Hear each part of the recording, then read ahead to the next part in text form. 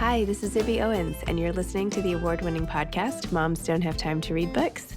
I'm also the host of Moms Don't Have Time to Lose Weight, and I'm the editor of the anthology, which you should run out and buy, called Moms Don't Have Time to, a quarantine anthology.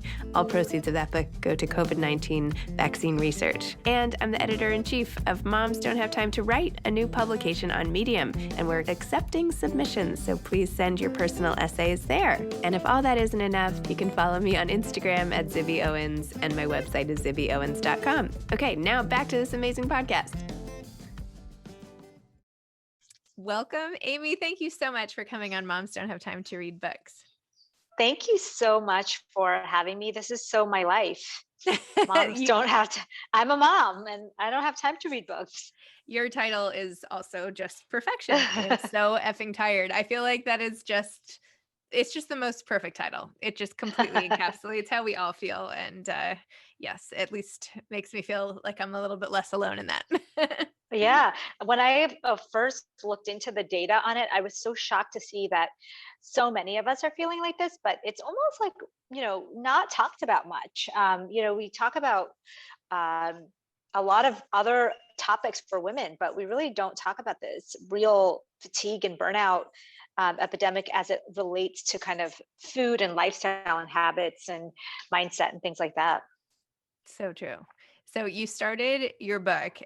First of all, you're a double certified, amazing doctor, craziness, amazing. I'm so in awe. My brain just does not work that way. So whenever I meet someone with that capability, but you start off the book in such an authentic, open way about the car accident you got into and how it made you sort of stop and think and reshift. And then, of course, you give the rest of us all this amazing advice. And I'm convinced I have like every single malady that you put in the book. Of course, once you put enough out there. So tell listeners, I guess, a little more about the inspiration for you writing this book and your whole career into wellness and how we can be not so tired as I sit here with my warmed up drink that I can drink all day.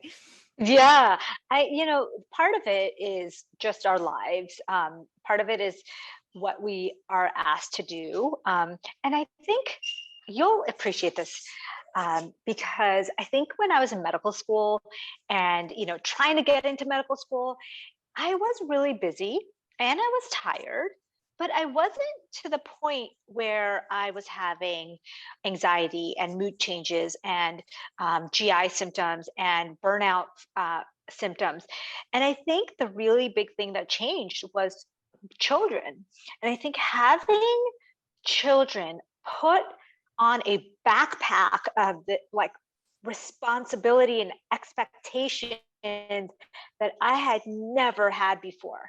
And so I start the book talking about trying to excel at all of it. I had a new practice handed to me, meaning they were just like, here, Dr. Shah, like this is going to be your baby and you have to grow it as a physician on your own. And I literally was like, oh my God, like, I don't know how to grow anything. Like I've never run a business before. I've not and then I had these two little rugrats were so beautiful, but they would literally be in my mind at all times, especially when I wasn't with them. And I would be thinking like, okay, I'm not a good mom if I don't constantly think about how I can make their lives better. And they were really little at the time and, really depended on us to help. So I had called in my parents for support and we had help and it still was overwhelming. So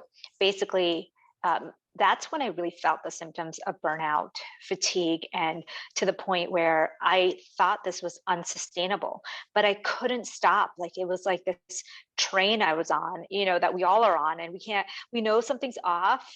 We know something has to change, but we don't know how to pause or how to change it. So we just keep going. And that's what I did until I got into a very life-threatening car accident that forced me to pause because I couldn't go to work and I couldn't take care of my children and I couldn't do any of the things that I was usually that are on my to-do list. And that really changed everything for me because I said, wow, I need to do something. I need to fix this problem. And as I fixed it, I failed a ton, but a few things that I found that worked for me, I share in the book. I know. And all your advice with eating is so, I mean, it doesn't seem like it would be that hard to follow, but I'm like, but I don't really know that I want to eat those leafy greens. And like, those Yeah. aren't my favorite foods. And like, what Yeah. about all the sugar that I eat? And I don't know. It seems very easy to follow, and I love your plan, but I feel like I internally have like such resistance to Yes. adopting it. I'm sure you face this from people all the time, right? What do Yeah. we do? People keep asking me, um, you know, what's the magic pill there? Like, if we can't do all these things, like, what is the pill that we can take that can kind of, replace all of that? And I get it, because I wish there was too. Like, I wish there was a pill that could just replace all the greens and the fiber that we need to take. But honestly, if you automate it, and Zibby, that's what I did. I started to automate my at least my vegetable intake a little bit. And I still have days I struggle, but and same with my circadian fasting. Like, I started to build a life that just included those things. Then it doesn't become as big of an effort anymore. So tell me a little about this high cortisol state, because I feel like I must have that one. Like, Yeah. when you Yeah. live a life of stress, tell me about the effects of like basically always making too much cortisol and like Yeah. living like you're under the gun all the time, and the detrimental long-term effects of that. And by the So way, are they reversible? Like, or am I doing yeah. permanent damage to myself? Right, I know. Okay, so a multi-pronged question, but if you think about it, even 100 years ago, there were many practices built into our culture to kind of counteract some of those stressful days through in religion and old cultures, and how life used to be for women and for men. There were built-in moments of parasympathetic activation, which means like our rest and relaxation mode. Now we've basically taken that all out, because we say, well, we have to be productive all the time, and we have 24/7 access to computers and phones, and so you could be working all the time. And so we've lost these habits that used to counteract the cortisol, and so that's why we are in such a bad place. So, for example, a person like what you're describing, when you have so much stress all the time, when it approaches night, your body actually becomes really sensitive to light and to food and to stressors. And it's thinking like, is there a danger for Zibby right now? Like, should I just stay awake because she's running from a tiger? Like, that's how our bodies are wired, because she's very stressed. So if it senses that you're really stressed, that you're looking at bright lights, that you are giving the signal of danger to the body will be like, okay, I'll stay awake. We're not going to start the repair and renewal processes. We're going to just focus on getting blood flow to your legs, to your heart, so it can beat faster, and to the parts of your brain that you need just to focus on safety. Okay, so then what happens is Zibby can't sleep. She feels like her heart's beating really fast, like you're feeling like anxious. You can't think clearly. Don't even ask us, a complicated problem, because our brain is like only hyper focused on the tasks at hand. And you basically cannot sleep, and you didn't get the repair and renewal processes that you needed for your hormones and your gut and the rest of your body. So you wake up, you're exhausted, you're anxious, and you basically told your body that it was too dangerous to fall asleep. And that makes sense, right? We as a human species we're built to protect ourselves from danger. And so that's why in high times of stress, I'm sure you'd had it with your book launch, your body can't tell the difference between like a tiger endangering you and a deadline or a big book launch where you're expecting. And so we interpret those things as dangers, our brain does, and our hormones stay in cortisol crazy mode, which makes us exhausted, and it depletes our body's ability to restore our other hormones. And why do people have all these thyroid issues, and then they have like cycle, their cycle is completely off, is because it affects all of it. And to add to insult to injury, women are especially sensitive to stressors, and we have this hormone in our brain that's pulsating. It's called GnRH, gonadotropin releasing hormone, and that pulse stops when there's a lot of danger in your life or stress in your life, whether it's exercise stress, whether it's emotional stress. And when that pulse stops, the entire hormonal system pauses. So there's no ovulation that month. That means that a lot of women will skip their period. That means that they will have symptoms of hormonal imbalance, because your hormones were like, your GnRH was like, whoa, I need to pause this because there's a lot of stuff going on that we need to attend to. And I don't want the chance. We think it's because our body's protecting us from getting pregnant during a time of severe stress. So you can imagine during a severe famine, or during a severe drought, or during a severe war, the body is protecting you from being fertile. And in turn, even if you weren't trying to get pregnant, you have the fallout from that. Wow. I actually haven't heard infertility sort of described in that way, because that's essentially what you're saying, right? I mean, that's so interesting. Wow. Okay. Digesting all of that. Also, as you mentioned, and in your book, also you talk a lot about the impact on mood, because it's so inextricably linked. And of course, any woman knows, like with your hormones, that can throw your mood off like 100% every month or whatever. In fact, in your book, there was this quiz, which now I feel like has changed my entire marriage, because I was sitting there with my husband. I was like, let's do this quiz together. Like on a scale of 1 to 10, like how would you say your mood is? And you know, he's like, oh, I'd say my mood's like a 5 all the time, like the top of the, and I was like, really? I don't think I would put your mood that high. and then he's like, well, what about you? And I was like, I think my mood's probably like a 3. And he was like, I feel like your mood is generally a 1. And I was like, a 1? I was like, no. And he's like, well, you're stressed so much. And I was like, yeah, but just because I'm stressed doesn't mean I'm in a bad mood. Like, is that how it seems? So does stress necessarily make you in a bad mood? Like, do bad mood and does having a lot to do necessarily cause stress? Can you just have a lot to do? And like, what do you do about all of that? I mean, it can't be cured with like 3 days of working out and like, you know, smoothie, right? I know that's your plan. That's the problem with you know, the culture that we live in right now. So the culture we live in is like, you work so hard and you rewarded it, you know, by saying, like, you'll say like, I have worked so hard that I can't even sleep, and I'm so stressed that, you know, can't even do the things. And people are like, wow, that's so great. Like that in your mind, you're like, I'm doing a great job, you know. And then you burn out, and then you go to a quick vacation, a weekend away, a spa day, whatever it is, and then you come back to this insane life again. And there is this thought that you can just like, you know, take a day off here and there when you're burned out. But what I am challenging people to do is like, fix your daily life. So fixing fatigue is not about doing less, because look, we did less during this past year and we were more tired than ever. It's not about doing less.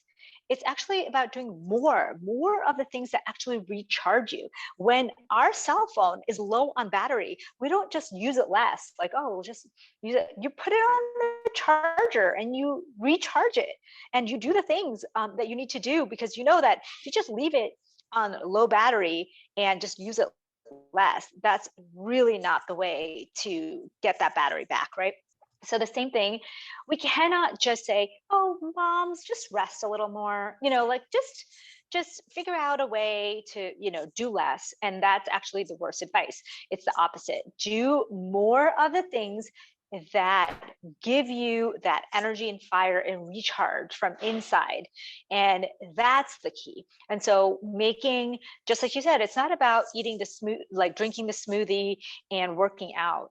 It's about creating spaces in your day, in your week, in your month, in your life that actually bring you joy, that recharge you, that put your body in this parasympathetic mode, which is our kind of more relaxed, creative mode, which can be done in various ways, and build that into your life. And that's why I give tips. I'm like, here, I understand that's very cerebral, and like people might be like, oh, but what are things like that would actually do that for me? And so that's why I talk about, maybe going for a nature-based workout in the morning and giving your body some natural sun that basically tells the body it's daytime, it's time to be energetic, it's time to think complex tasks, and tells your metabolism time to get to work.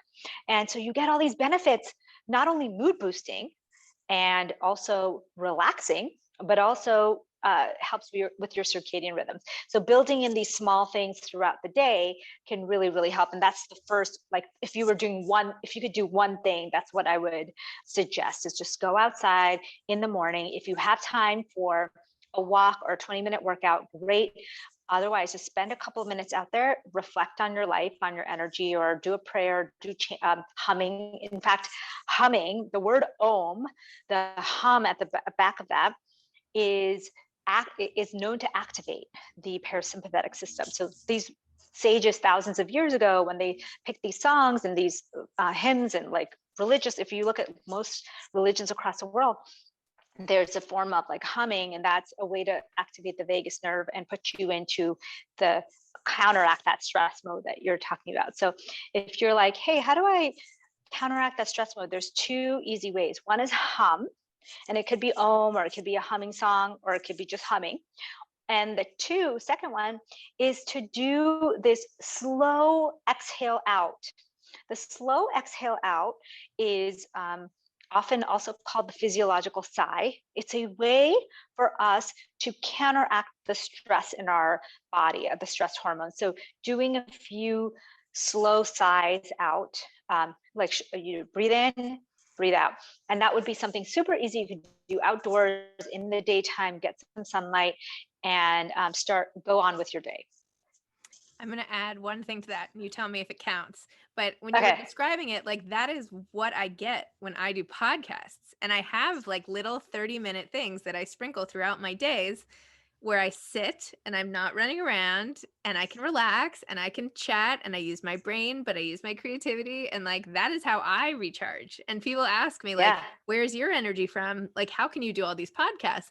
And I haven't been able to articulate like some of the benefits, but that's just it. Like, this is how I recharge, but ironically also how I lose energy because of all the associated work. But anyway, so I feel like no, that's a great way. I mean, doing creative work, whatever that is, art, dance, singing, are all amazing ways. And like I said, these were built into cultures, into lives, and now it's like considered like play, but really that's supposed to be part of human life.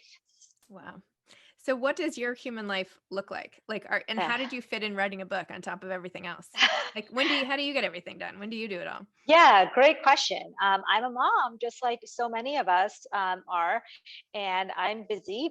I'm a doctor. I have a clinical practice, and I'm super into fitness and nutrition, as you know. So the way I did it is that for me, writing was my creative outlet. And so when I was healing myself from this intense burnout and I knew I had to do something, I actually started reading and writing more. And for me, because I had to search deep inside, like everybody had to do this work themselves. Like, what is it that gives you that recharge? It doesn't have to be the same as, someone else, but for me, it was creative. All this time I had been so interested in nutrition and health, and I felt like in my clinical practice, I wasn't able to use it in that creative way. And so I was feeling like really almost like stunted in what I thought I could like offer. And the best thing ever happened to me was when I was, healing myself. I was in the car listening to a podcast, and the Rich Roll podcast. I don't know if you've ever heard of it. It's a health and wellness. It had just started, and I had read his book, Finding Ultra. And so I was just listening to his podcast, and he had Jason Walkup, who was the creator of Mind Body Green, on the podcast. And this was, almost 10 years ago. And he said, if anyone is anyone who is anyone in wellness or interested in wellness would know Mind Body Green. And Jason, you're accepting submissions, right? And Jason said, yeah, we're accepting submissions from any listeners on the health and wellness, in the health and wellness world. So that day, when I got to work in between patients, I had like been writing here and there for fun, and I just like created a blog post and I submitted it. And lo and behold, about 2 days later, I got a message, and it was a really simple email. It was like, "Thanks for your submission. This is a cool post. Like, we'd like to post it." And for me, it was like this permission. Like, okay, my creative outlet can reach more people than just like my personal diary. And I started to write more and write more. And I was submitting like a few posts a week, every single week. And that was my outlet. And that's how I basically stumbled upon this whole social media world, this wellness world. Because at some point they were like, "Hey, Dr. Amy, people are asking how to get in touch with you, but all we have is like your phone number, your email, and like, your practice information." And so I basically went on Google, like a lot of people do, and I learned like, how do you make a website? And then that's how I started into this world. So it wasn't until just a few years ago that I actually entered the social media space, because I realized that would be a really nice way to send out smaller messages than blog posts would do. And so that's how I got to writing my book. And it was the daily grind of it was insane. And I basically had to really lean upon the things I had learned through my burnout journey. So what I do is I set a very strict morning and evening routine, and I automate at least 2 of my meals. What does that mean? And that automate means I picked something that I really love, and I have it every day over and over and over again. So it's not like automating in the sense of like you're eating from this like portion controlled Tupperware that's full of like broccoli and chicken. No, like what I'm talking about is picking something you love. So for me, it's a series of things that I love to eat in the morning that make me feel good, that are healthy enough, but also tasty. So you want to get to this point, and I don't like to like give too many instructions, but you want to get to the point where you're eating something that's good for you, but also like slightly enjoyable, but not enjoyable so much so that you would like eat a whole box of it. So like, don't pick a donut as your automated if that's a trigger food for you. But maybe you pick something like oatmeal or something. Oatmeal? Yeah, like okay. Oatmeal's great. I love berries and nuts or a smoothie. Chai. I basically do this like concoction of things that I take every single day with me to work, and I do it like I fast from overnight. So say I start a fast like at 7 p.m., then 7 a.m. I'll go for a workout, and then around 8:30 or 9 I will have my first like meal, and that'll be automated. And usually I automate that plus my lunch meal, which again makes it easy, right? It's nourishing, it's enjoyable. On weekdays it works. On weekends I kind of let it go. And then and I keep a semblance of a morning and evening routine no matter where I am or what I'm doing. It was easy during pandemic because we weren't going anywhere, but before that I would, even if we're traveling, I would make sure that I would do a semblance, meaning like a mini version of the morning and evening routine every day. Wow, I love that, because then you don't have to waste the time thinking about it.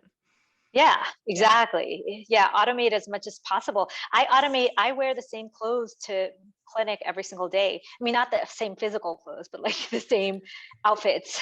Yes, cut time out of your life by not doing the laundry, says Yeah, Dr. Shah. exactly. Yeah, I have like a set of 5 things that I wear every single week. And that to me feels freeing, like, oh, I don't have to think about what I'm wearing, because I wear a white coat, like a lab coat in my clinic. And so it kind of frees up what you wear underneath. And I just basically make it like fitness wear.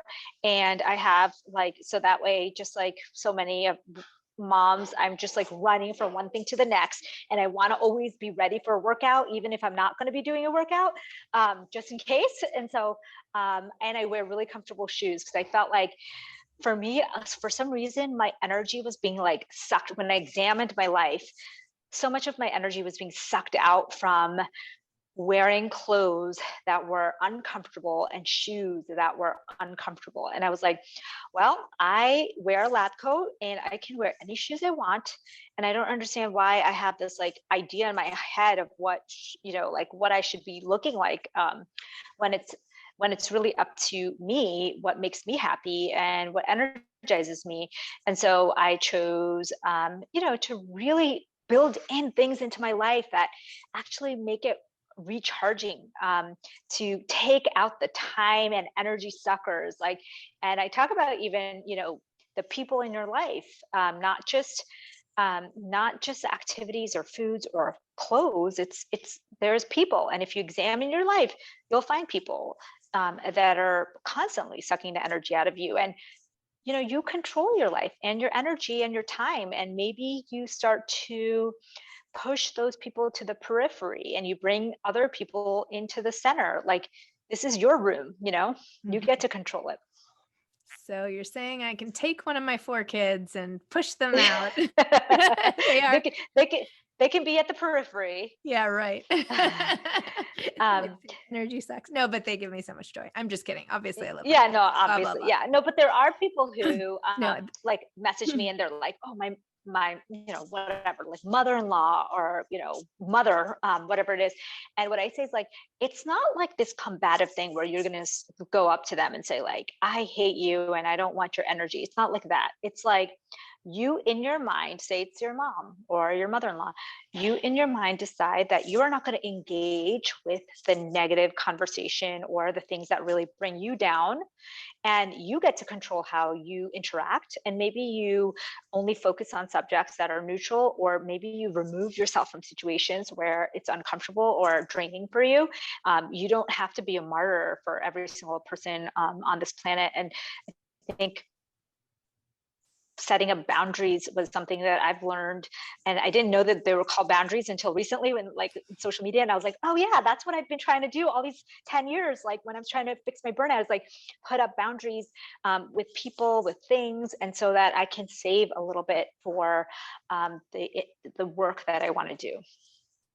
Well, I think, at least for me during the pandemic, it became very clear the people who I wanted to keep in close touch with, and those who maybe weren't as additive as I had thought, or you know what I mean? Like you get to Yeah. really, it shined a spotlight on some of those relationships that I hadn't taken time to really think through before, and how to best Yeah. manage it. Amazing. So what's coming next for you? You're so busy all the time. I Yeah. know I will like look for you at every workout class I ever go to from now on, but Yeah.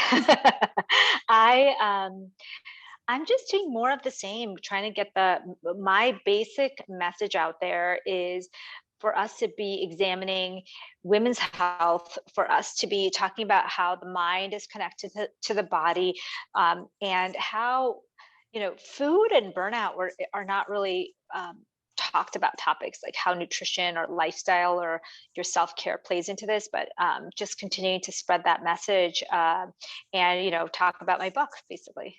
amazing. Sorry, I think I've said amazing like 20 times because everything you're saying, I'm just like, yes, that resonates with me too. Yes, Yes, that also. Anyway, sorry I about love that. it. What advice would you have for aspiring authors? Oh, this is a good one. I loved right. I just love the whole book process. Okay, yes, I agree with you. I read your essay about how it should be short. It shouldn't be 2 years. I agree. Like I think that almost with medical science, like 2 years is like dated. Like your science that is already old. So my advice to, new authors is, you know, use as a creative outlet, just like we were talking about. Like, don't think of this as somebody's judging your work. Think of it as that you are using the creative forces inside of you to create something. But once you create it, it's gone from you. And just like if you were, if somebody was going to insult, a painting or a song that you made, you'd be like, oh, well, that was one of my works of art, but I have a lot more. And that's how you should think of any creative work. Put your creative work out there. And if someone doesn't enjoy it, you can be like, it's fine, but it's not a personal attack on yourself. So just treat it like that. Perfect. Amy, thank you so much. I'm so glad we finally connected. I would Yay. love to continue this in person in some way, Yes. shape, or form. I feel like there's so much more to discuss, but thank you for coming on my podcast. Thank you for spreading your message to help so many women, which is just really, I'll say it one more time, really amazing. So, so thank you very Yes, much. and you were amazing, Zibby. Thank you so much for having me, and I'm enjoying all your content. I wish like it's one of those things I'm like, oh, everything you say, I'm like, yeah, I agree with that. So love finding online like-minded people. Me too. Me Can't wait too. to meet you. You too. Okay, take care. Okay, take Thank care. you. Okay, take care. Bye. Bye. Thanks for listening to this episode of Moms Don't Have Time to Read Books. Don't forget to follow me on Instagram at Zibby Owens and at Moms Don't Have Time to Read Books.